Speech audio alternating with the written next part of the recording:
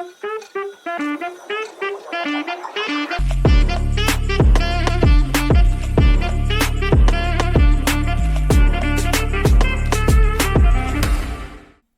semuanya, Assalamualaikum warahmatullahi wabarakatuh. Waalaikumsalam warahmatullahi wabarakatuh. Ya, selamat pagi, salam sejahtera bagi kita semua. Tabi pun. Ya pun. Perkenalkan, saya Ibu Ria, host podcast hari ini. Selamat datang di Yamet Podcast, berintegritas, disiplin, dan visioner. Alhamdulillah di episode pertama ini kita berkumpul untuk membahas topik yang sangat penting dan relevan di era digital, yaitu inovasi digitalisasi pembelajaran pada sekolah khusus. Kita tahu bahwa teknologi tidak hanya tentang soal gaya hidup, tapi merupakan alat bantu yang luar biasa untuk memberikan akses pendidikan tanpa batas bagi anak-anak hebat kita di SLB. Untuk mengupas tuntas hal ini, telah hadir di tengah-tengah kita dua narasumber yang sangat istimewa dan juga cantik-cantik. Mari kita sapa terlebih dahulu. Yang pertama, sosok yang menjadi penggerak kebijakan pendidikan khusus di wilayah Provinsi Lampung, Ibu Dr. Anda Suslina Sari MM, selaku Kepala Bidang Pembinaan Pendidikan Khusus. Selamat datang Ibu. Apa kabar hari ini, Bu? Alhamdulillah baik, senang bisa bergabung dengan podcast Yamet Cendana. Iya, alhamdulillah. Gimana tadi Bu perjalanannya menuju ke Yamet nih? Senang banget ya. Aduh, namanya ini Yamet perdana ya, pasti sesuatu yang luar biasa nih buat Yamet. Iya, baik, narasumber kita yang kedua ada Ibu Ilena Wangsari, SP SPC MM, selaku pembina Yayasan Yamet Cendana Lampung. Selamat bergabung Ibu di podcast ini, Ibu. Iya. Ya, gimana rasanya nih Bu udah opening Yamet Podcast? Alhamdulillah. Akhirnya Yamet Podcast bisa kita launching hari ini. Sangat keren sekali ya Bu Ibu ya, Yamet Podcast memiliki ruang atau tempat inspirasi untuk berbagi kepada masyarakat di luar. Semoga bisa menginspirasi sekolah-sekolah lain bisa mempunyai ruang podcast juga ya Ibu ya. Baik, langsung saja kita mulai perbincangan kita pada hari ini. Saya ingin bertanya kepada Ibu Kabid nih, selaku penggerak kebijakan pendidikan di Provinsi Lampung, bagaimana Ibu melihat inovasi digitalisasi ini mencapai pendidikan yang inklusif dan berkualitas bagi murid berkebutuhan khusus? Tentunya pertama-tama saya sapa dulu deh pemirsa ya. Assalamualaikum warahmatullahi wabarakatuh. Waalaikumsalam. Selamat siang, sudah siang ya. Salam sejahtera untuk kita semua. Om Swastiastu, Namo Buddhaya. Salam kebajikan, Tabi pun. Ya pun. Pertama-tama tentunya alhamdulillah ya, rasa syukur gitu kan ya. Dan saya bisa hadir bersama-sama dengan Yamet Cendana School yang pada pagi hari yang cerah ini, bahkan mungkin suatu hal yang membahagiakan, satu prestasi kinerja SLB Yamet Cendana School untuk dapat mewujudkan podcast ini. Dan saya senang sekali, dan semoga nanti dengan Yamet Cendana School telah memiliki podcast bisa mengilhami, menginspirasi teman-teman kita juga yang lainnya. Kenapa? Karena kita tahu bahwa SLB ini kita berjumlah 32 SLB yang tersebar di 15 kabupaten kota, 13 negeri dan 19 swasta. Dan salah satunya SLB swasta itu adalah Yamet Cendana School ini. Dan tentu saya sebagai orang pemerintahan ngiri juga gitu loh. Waduh, Yamet sudah punya ini, kita juga akan berpikir lah. Tapi memang kita di Dinas Pendidikan itu kita punya satu UPTD yang namanya Baltik. Nah, kita sudah punya podcast sendiri memang di bawah Baltik itu Bu, dan kita punya TV, punya siaran radionya juga gitu.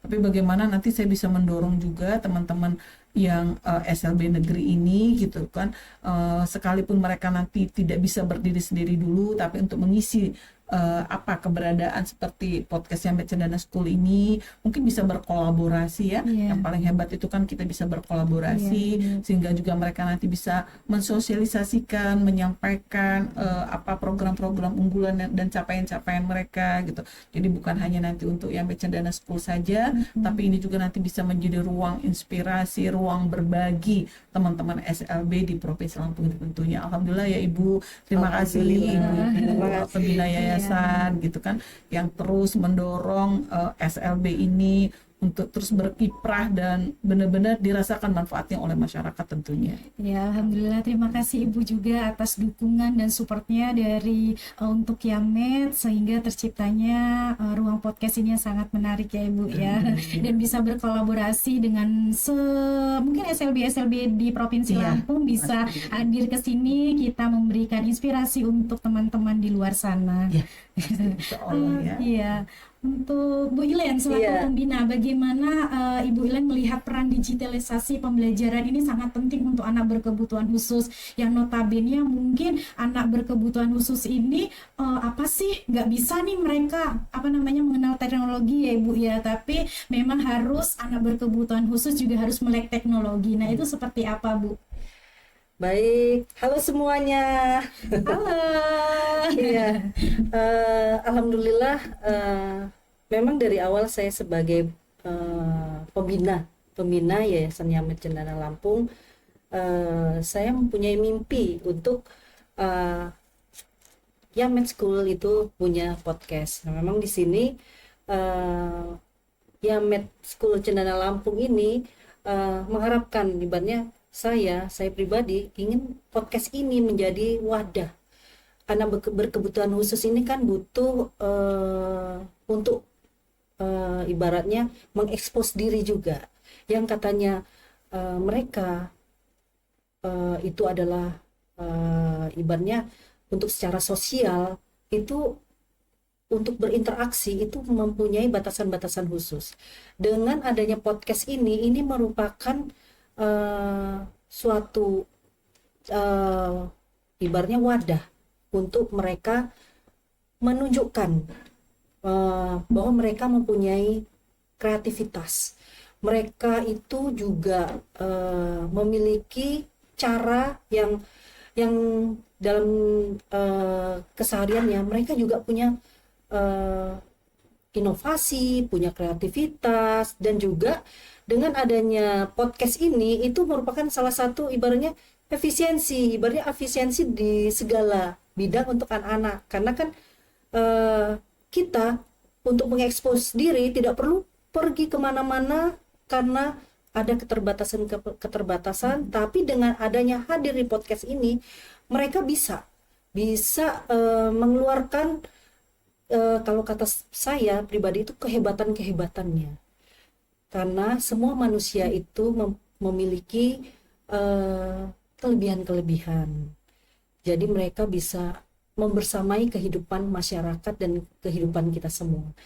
Mungkin di situ juga kita bisa melihat bahwa perkembangan individu dari anak luar biasa kita ini itu memiliki dinamikanya sendiri. Jadi itu yang bisa saya sampaikan terkait dari Yamed Podcast ini. Keren sekali ya Ibu, semoga ruang podcast Yamed ini bisa menjadi wadah inspirasi bagi teman-teman SLB lainnya. Kita saling berkolaborasi, mari belajar bersama. Selanjutnya untuk Ibu Kabid, apa sih inovasi digital yang menjadi prioritas utama ini di tingkat kebijakan? Oh ya, mulai dari kebijakan Pak Presiden ya, Pak Presiden itu mungkin teman-teman semua sudah menerima interaktif flat panel ya, dan termasuk Yamed ya sudah menerima itu. Kenapa? Karena itu memang kita semua pemerintah melalui program-program unggulannya Pak Presiden juga gitu loh, betul-betul bisa mewujudkan sekolah-sekolah itu benar-benar sudah berbasis digital gitu. Bukan hanya sekolah-sekolah reguler, tapi seluruh sekolah, Bu, termasuk SLB ini. Jadi semua sekolah ini memang kita berharap sudah inklusi, Bu, sehingga mereka juga bisa menerima anak-anak difabel ini. Jadi tidak hanya terbatas pada SLB. Dan alhamdulillah kita pemerintah gitu kan sangat konsen untuk peningkatan kualitas gitu ya, kualitas sumber daya manusia anak-anak kita. Apalagi anak-anak difabel ini kami benar-benar mulai dari tingkat SD itu benar-benar memberikan pemahaman tentang kemandirian mereka gitu. Apalagi kalau dengan adanya seperti ini, kemudian ada interaktif panel ini, itu memang sudah ada semua gambar-gambar di situ, bagaimana contoh misalnya mandirikan mereka memakai sepatu, makan sendiri, bertanggung jawab, menjaga kebersihan.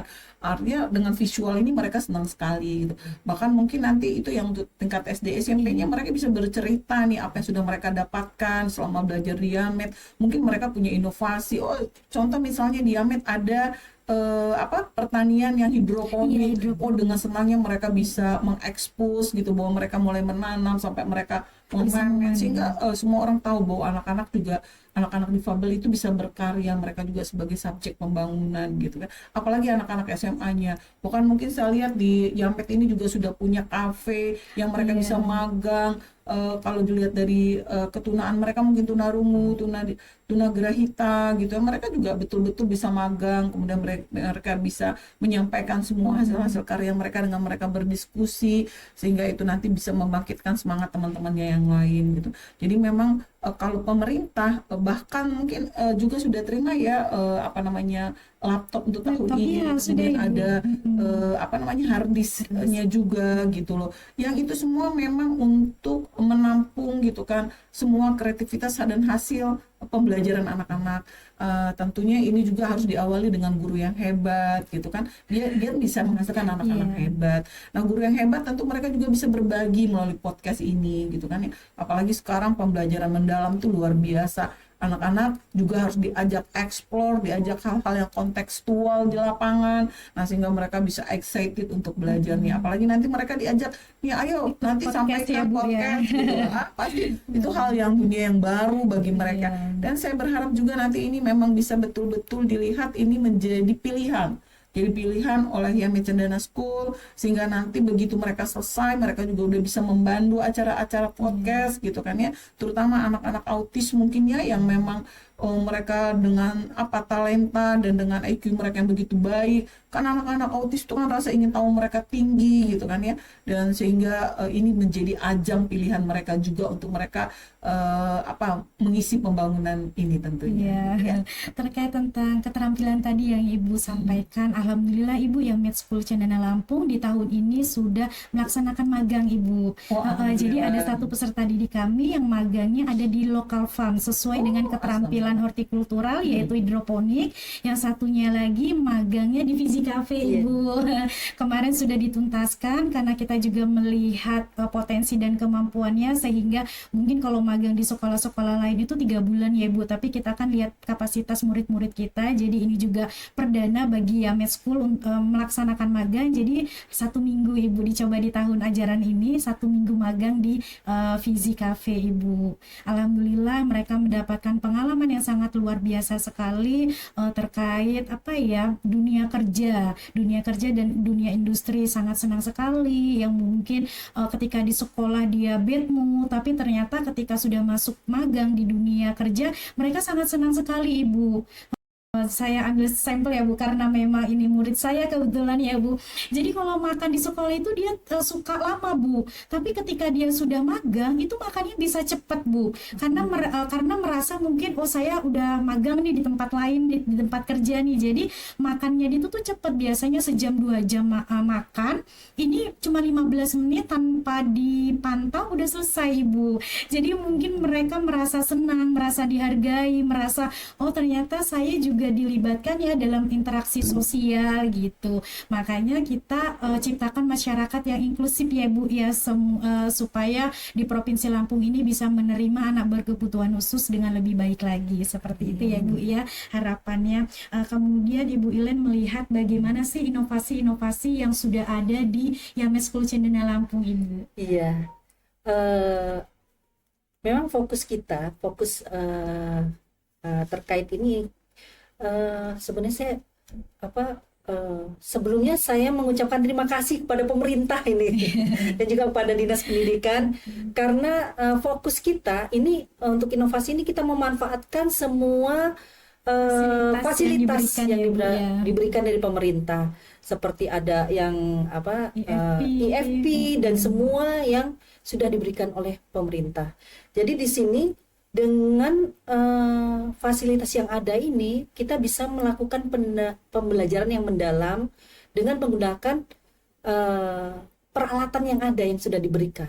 Yang kalau dengan kekuatan sendiri internal itu akan lama, tapi dengan adanya program pemerintah ini, kita bisa fokus memanfaatkan semua dan bisa lebih melesat lagi istilahnya itu.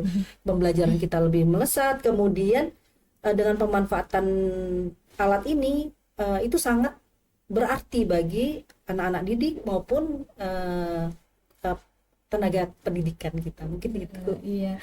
Nah, kita geser lagi nih ke Ibu Kabit. Ibu, bagaimana sih strategi dalam memastikan kompetensi digital guru sekolah khusus sejalan dengan inovasi teknologi yang sangat cepat ini di era yang sekarang? Iya, jadi kita juga bersyukur ya, sesungguhnya mulai dari zaman kita, saya katakan bukan musibah ya waktu wabah COVID itu ya, tapi itu justru kita harus sudah berpikir out of the box gitu kan ya. Bagaimana teman dipaksa untuk harus bisa digitalisasi, harus bisa memanfaatkan pembelajaran mulai dari pembelajaran jarak jauh, itu kan semua sudah pakai digital semua. Nah, apalagi saat ini ada program unggulan pemerintah, program unggulan Pak Prabowo, tentu gitu kan, ini bukan suatu hal yang singkat gitu kan ya, teman-teman juga sudah punya basic dasar-dasarnya, dulu malah kita berikan semua kuota. Nah, saat ini gitu kan, ini betul-betul teman-teman bisa mengaplikasikan, dan kami juga sudah membuatkan beberapa baik itu workshop, bintek gitu, untuk penguatan-penguatan teman-teman ini tentang pembelajaran digitalisasi ini. Bagaimana nanti teman-teman bisa memanfaatkan ini semua, ya, saya juga sangat bersyukur dengan kreativitasnya Yamed ini, dengan pendanaan yang ada mulai dari 2023 sampai 2025 ini bisa menyisikan sehingga terbentuklah podcast ini. Memang harus seperti itu Bu, semua berproses, terevaluasi, terencana dengan baik, kemudian kita lakukan evaluasi sehingga apa yang kita lakukan ini benar-benar bermanfaat dan berkesinambungan gitu. Apalagi ini benar-benar sejalan gitu ya dengan program-program pemerintah untuk digitalisasi ini gitu. Nah, ini salah satu bukti nyata bahwa kita juga memang benar-benar menindaklanjuti program-program ini dan kita siap untuk mensukseskan program-program ini. Dan kalau kami dari pemerintahan tidak bosan-bosan, pasti kami akan lakukan semua, karena kompetensi seorang guru itu jika tidak kita berikan penguatan-penguatan, tidak kita berikan pembaharuan terus-menerus, tidak mengupgrade diri, ya kita akan tertinggal. Jadi setiap perubahan itu harus kita sikapi, karena kita nggak bisa menentang perubahan. Perubahan itu luar biasa Ibu, dan itu memang slogan kami ya, yang kekal itu hanya perubahan. Jadi kita harus menyiapkan diri kita untuk terus berubah.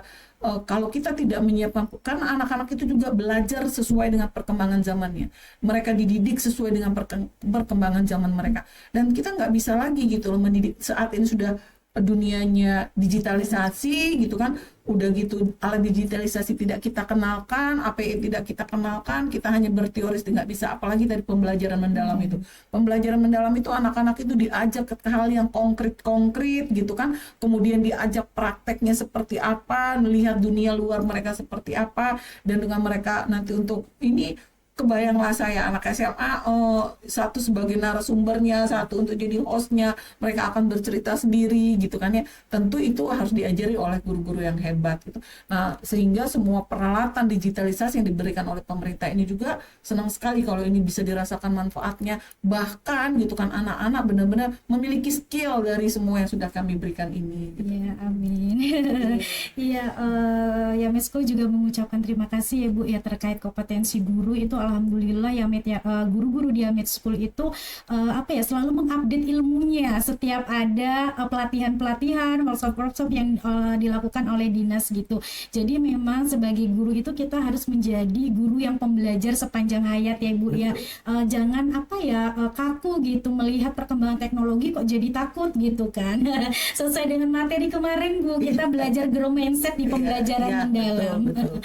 Jadi itu kemudian juga harapannya di pembelajaran mendalam itu murid-murid kita lebih belajar tentang dunia nyata ya Ibu ya, apalagi anak-anak berkebutuhan khusus ini kan nggak bisa kalau hanya diajarkan secara materi gitu, tapi harus melihat visual realnya seperti apa gitu, baru pembelajaran menjadi bermakna bagi murid-murid kita seperti itu. Kalau Bu Ileni selaku Iya. pembina melihat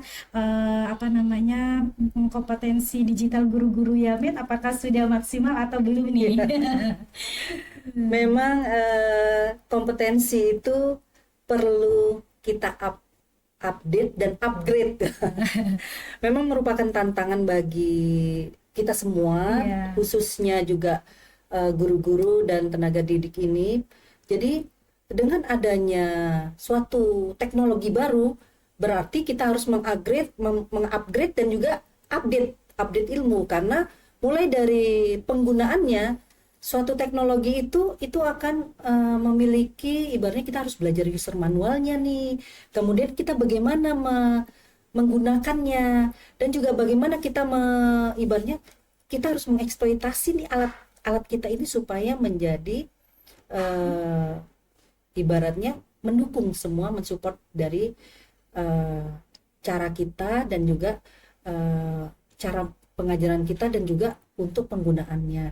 Jadi di sini ini merupakan tantangan juga, itu challenge untuk para guru-guru. Kalau diam saja statis bahwa kita ibaratnya hari ini dan nanti sekian tahun yang akan datang hanya menjadi begitu-begitu aja. Tapi kalau dengan mengupdate dan mengupgrade ini, kita akan menjadi sosok atau guru-guru akan menjadi sosok yang adaptif, yang ibaratnya visioner juga, ke depannya akan lebih menerima ibaratnya melek digital, melek teknologi, sehingga bisa juga ibaratnya membersamai anak-anak dengan update teknologi yang baru. Memang beban kerja dari guru-guru dan tenaga didik ini luar biasa. Jadi Semua pejabat teras ya Bu kalau di Yamed guru-gurunya. pejabat teras. Jadi itu ibaratnya perlu, ibaratnya beban kerja yang sedemikian itu kita kemas menjadi suatu challenge. Mungkin itu dari saya, dan mudah-mudahan ini bisa, ibarat kurikulum yang diberikan oleh Dinas Pendidikan itu bisa ibaratnya bisa sinkron dengan guru-guru. Jadi guru-guru juga bisa all out untuk menjalankan kurikulum dari Dinas Pendidikan. Iya, keren sekali Ibu Ilen. Oke, mari kita bicara tentang masa depan ya ibu-ibu ya. Ibu Kabid dulu. Seperti apa visi ideal digitalisasi pendidikan khusus untuk 5 tahun ke depan, harapannya seperti apa nih Bu? Ya, karena digitalisasi ini kita sudah berproses dan sudah berjalan gitu kan ya, mulai dari kita beberapa tahun yang lalu, dan ke depan tentunya era ini akan terus berlanjut untuk digitalisasi gitu. Kita juga sudah lihat saat ini pembelajaran anak-anak kita gitu kan ya, bahkan mereka melalui VR aja pakai buku gambarnya, terus itu sudah bisa bergerak semua. Nah, untuk menyikapi ini, perubahan-perubahan ini, apalagi nanti 5 tahun ke depan, sekarang aja kita belum selesai mengenalkan AI, sudah ada lagi Gemini gitu kan. Iya. Nah, ini memang harus terus Bu. Kompetensi seorang guru itu memang hanya ada 4, kompetensi pedagogik, profesional, sosial, dan kepribadian. Tapi kompetensi profesional ini Bu yang benar-benar memang harus, bukan yang lainnya tidak, semua ini saling keterkaitan dan tidak boleh dipisahkan. Nah, kalau keempat kompetensi ini tidak terus seperti kata Ibu tadi di upgrade, kemudian ya kemudian mereka juga tidak mengikuti perubahan perkembangan zaman gitu kan, ya akan sulit juga. Kenapa? Guru yang hebat itu akan menghasilkan anak-anak yang hebat, apalagi anak-anak difabel gitu kan ya. Kemandirian memang kita utamakan. Bagaimana kita mengajarkan kemandirian, mereka terus berubah menjadi mengubah untuk kemandirian ini, dan SMP SMA mereka sudah bicara tentang vokasinya gitu kan. Nah, ini tentu guru-gurunya juga yang memulai gitu loh untuk teknologi ke depan. Kalau gurunya aja pada gaptek semua, nggak mengupgrade diri gimana? Kan saya selalu bilang Bu sama guru-guru, jangan pernah berhenti kalian untuk belajar. karena kalian tidak pernah berhenti untuk mengajar. Apalagi mengajar perkembangan begitu cepatnya. Era teknologi ini nggak bisa dibendung saat ini, Bu. Begitu cepatnya gitu kan, kita langsung bisa melihat semua keberadaan dunia ini gitu. Sebenarnya saya katakan hal yang kecil dari laptop saja gitu kan, dari HP saja, teman-teman itu sudah bisa, mereka sudah punya ada ID semua untuk mengajar. Tapi apakah itu dimanfaatkan banget gitu kan? Mereka belajar juga dari situ, membuat konten-konten seperti ini nanti gitu kan ya. Dan bagaimana mereka mau mengajarkan anak didik kalau mereka sendiri juga nggak paham gitu loh. Nah, ke depan memang kalau saya lihat teknologi ini akan terus berkembang, akan terus maju. Bagaimana kita memang menyikapi anak-anak kita untuk terus dapat menerima perubahan-perubahan ini yang semakin baik dan semakin baik tentunya. Kemarin juga Ibu menginformasikan bahwa guru-guru di Yamed School itu kemarin belajar tentang membuat media pembelajaran di Assembler Edu, Ibu. Nah, kami belajar di situ karena Assembler Edu itu kan 4D ya, Bu. Jadi membuat daya tarik dalam proses pembelajaran gitu. Alhamdulillah murid-murid kita sangat senang sekali, apalagi kan murid-murid kita berkebutuhan khusus dan mereka senang ketika melihat secara visual gitu. Mereka tertarik gitu. Oh, ini gambar apa nih gitu, dari sisi-sisinya seperti ini gitu. Mungkin ada gambar-gambar yang mereka itu belum pernah lihat gitu, tapi ketika di sekolah, oh saya mendapatkan ini, saya tahu ini gitu. Jadi banyak sekali ilmu-ilmu baru untuk anak gitu terkait tentang media pembelajaran yang ada di Assembler Edu gitu. Tapi kemarin itu keterbatasan ya, Bu, karena Assembler Edu itu lebih banyak ke reguler untuk materi pembelajarannya gitu. Jadi ya mohon harapannya di kementerian mungkin bisa dikaji ulang untuk anak-anak sekolah luar biasa, Bu. Iya, mungkin nanti pesan ya Ibu ya. Ya, kami juga Ibu ya, selalu juga kalau melihat anak-anak SLB, misalnya dari sisi asesmen saja. Nah, itu kemarin juga kita sudah diberikan kesempatan untuk asesmen ini ada anak tuna daksa dan tuna grahita gitu, tunarungu gitu kan. Tapi kalau ini juga tidak dimanfaatkan teman-teman, padahal itu Bu benar-benar loh akan melihat kemampuan mereka. Begitu juga skill mereka kalau dari SMK, kalau dia dari SLB gitu kan ya. Dari sisi akademik memang lebih diprioritaskan kepada untuk SMA-nya gitu. Tapi kan nanti bisa tahu mereka kan mungkin ada yang mau kuliah, ada yang mau masuk dunia usaha, dunia industri gitu kan. Tidak semata-mata mereka tamat dari SLB langsung sudah selesai gitu ya, Bu. Ya. Juga grow mindset itu harus benar-benar, Bu. Dan itu yang nggak bisa berteori gurunya bicara grow mindset, tapi mereka tidak lakukan itu gitu kan ya. Melihat kondisi anak-anak kita yang dari bawah juga gitu. Iya, Guna melihat visi 5 tahun ke depan, harapannya seperti apa, Bu?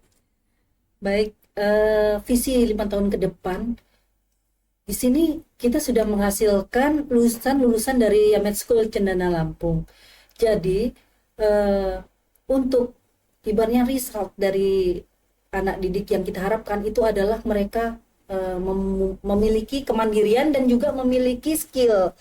Jadi yang seperti disampaikan Ibu Suslina tadi bahwa ini apakah mereka mau menjadi apa gitu kan, di sini mereka kalau udah selesai mereka ada ruang, apakah mereka bisa menjadi entrepreneur, wirausaha, atau bisa menjadi employee, atau misalnya sebagai apa, mempunyai usaha-usaha, atau bisa juga mengarah ke menjadi pendidik karena mereka sudah menjalani pendidikan. Jadi arah yang ke sana itu 5 tahun ke depan kita tidak hanya dari sisi memberikan pengajaran, tapi menghasilkan anak-anak didik yang bisa kembali ke masyarakat, memberikan kontribusi yang terbaik sejalan dengan visi misinya Yamed School Cendana Lampung.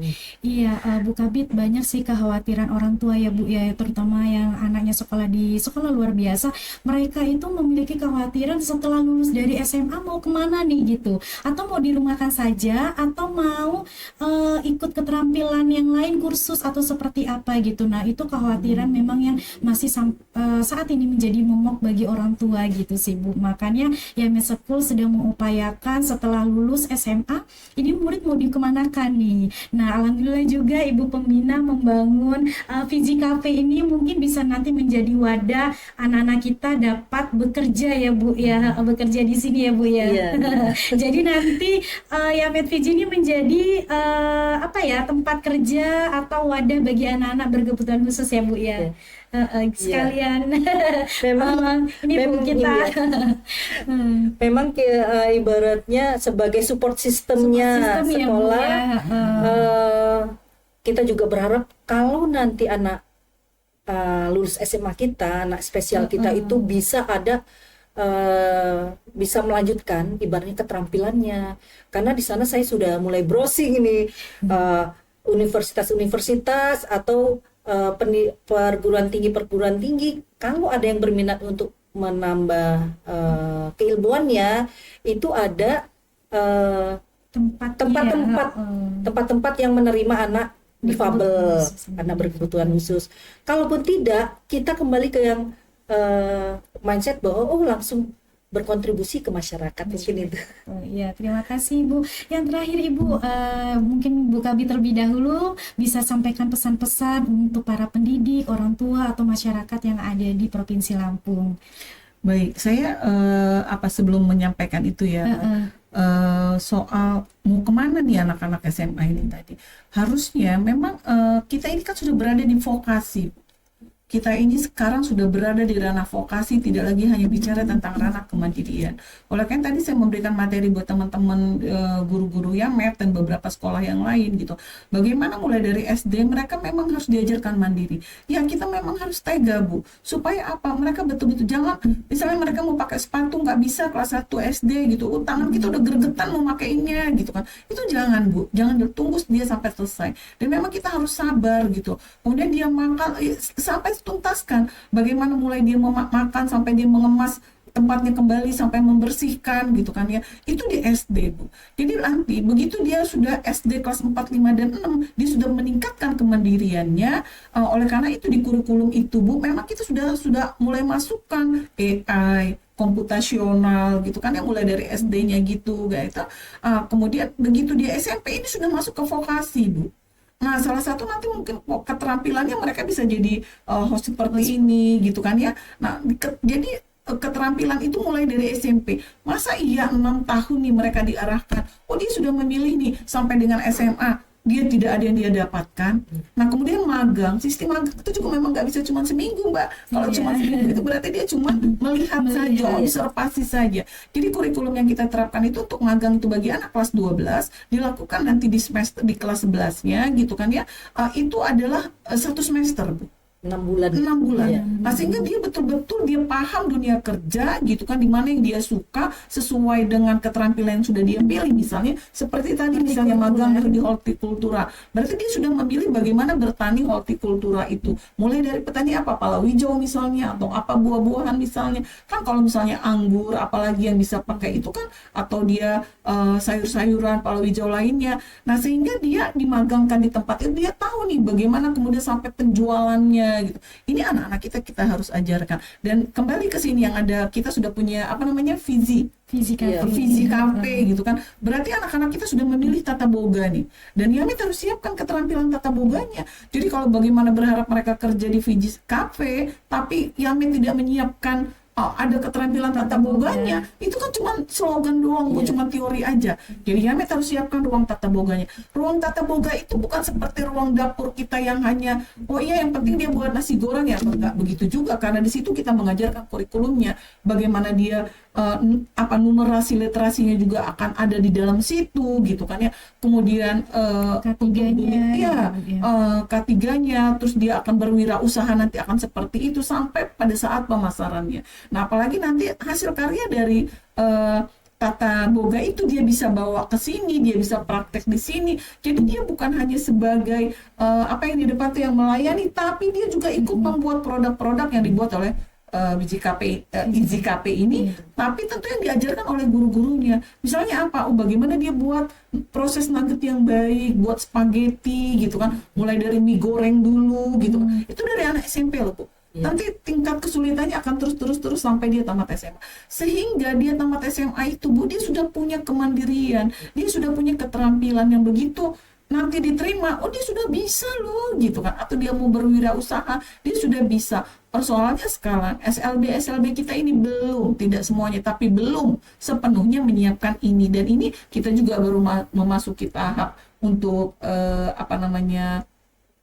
untuk vokasi, dan insya Allah ke depan akan terus berbenah dan akan terus menjadi hal yang lebih baik tentunya. Nah, harapan saya ke depan, guru harus terus meningkatkan kompetensinya sejalan dengan perubahan perkembangan ini, apalagi sekarang era digital gitu kan, dan bantuan pemerintah sekarang yang lebih banyak kepada digitalnya, pembelajaran juga seperti itu. Jadi kalau teman-teman juga guru-guru tidak menyiapkan itu, kita nanti akan tidak bisa mengimbangi perubahan perkembangan zaman. Dan kalau guru-guru bisa mengimbangi, insya Allah ini akan terimbas kepada anak didiknya dan kepada orang tua. Gitu kan, ya Cendana School harus menyiapkan ruang-ruang pertemuan untuk komitenya. Jadi program parentingnya harus jalan, mulai dari SD, SMP, SMA gitu kan. Dan ini akan terjadi interaksi antara orang tua, yayasan, kemudian guru gitu kan. Bila perlu dengan dunia usaha, dunia industri yang memang bisa kita bawa ke sekolah untuk mengedukasi anak-anak didik kita. Tentu pendidikan ini bukan hanya tanggung jawab pemerintah, tapi tanggung jawab kita bersama. Apalagi anak-anak difabel, harus kita berikan ruang, talenta mereka itu talenta yang tanpa batas gitu kan. Kalau kita tidak memberikan ruang-ruang itu kata Ibu tadi gitu, kita juga akan membelenggu talenta-talenta mereka. Bagaimana talenta ini akan menjadi baik, berkembang dengan baik, tentu gurunya juga harus punya kompetensi untuk itu semua. Mungkin itu, semoga nanti ke depan kolaborasi ini semua akan jalan sehingga tidak ada kekhawatiran kita untuk anak-anak difabel untuk tidak menjadi subjek dalam pembangunan ini. Dan kami berharap nanti salah satunya podcast yang Cendana School ini juga bisa memberikan ruang untuk anak-anak itu berkarya, dan mereka bisa juga bermanfaat untuk semua kita lah gitu kan. Mungkin itu sebagai ruang pembelajaran juga ya Ibu. Sudah pasti ini kan ruang edukasi buat anak-anak. Jadi mereka bisa memilih keterampilan ini nanti. Bu Gilen, bagaimana Ibu pesan-pesannya untuk para pendidik dan orang tua di luar sana? Iya. Jadi untuk pesan saya kepada para pendidik, upgrade lah, dan juga ibaratnya update lah semua teknologi digital ini sehingga bisa nanti ibaratnya mentransfer kepada anak didik, dan juga kepada orang tua, khususnya orang tua anak spesial, anak berkebutuhan khusus, difabel, bahwa support dari orang tua itu tidak hanya menjadi malaikat saja, ibaratnya anak itu kita harus tahan, ibaratnya kita tidak menjadi angel, tidak jadi malaikat, tapi kita harus mensupport supaya anak itu mandiri, dan juga jangan khawatir terhadap kedepannya, karena ya kembalinya kalau ini adalah gifted lah, anak-anak kita adalah gifted, merupakan berkah bagi orang-orang tua yang memiliki anak difabel, anak spesial, bahwa orang-orang tua adalah orang-orang yang terpilih untuk membesarkan, mendidik, dan juga membersamai anak-anak kita sampai akhir hayat. Ya, mungkin itu dari saya. Semangat untuk orang-orang tua bagi anak spesial, dan juga semangat untuk guru-guru terus berjuang, terus memberikan kontribusi yang terbaik. Ya, siap Ibu. Terima kasih banyak ya Ibu Kabid dan Ibu Ilen yang sudah berbagi insight sangat banyak hari ini. Saya yakin pendengar banyak mendapat inspirasi dari perbincangan kita. Buat teman-teman pendengar, ingat bahwa digitalisasi pembelajaran di sekolah khusus bukan sekadar tentang teknologi, tapi tentang membuka akses yang lebih luas bagi setiap anak untuk belajar dan berkembang sesuai potensinya. Kita akhiri episode podcast hari ini. Jangan lupa ikuti terus podcast di episode-episode menariknya. Sampai jumpa di episode berikutnya. Salam edukasi. Yamet Podcast, berintegritas, disiplin, dan visioner. Oke.